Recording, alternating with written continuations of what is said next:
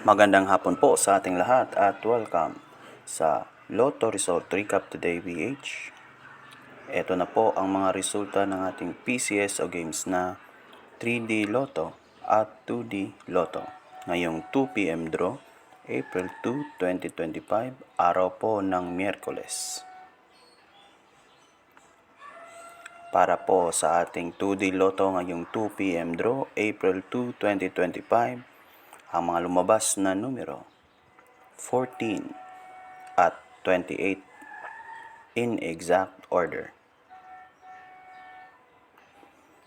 Para naman po sa ating 3D Lotto ngayong 2 p.m. draw, ang mga lumabas na numero 9, 9 at 8 in exact order.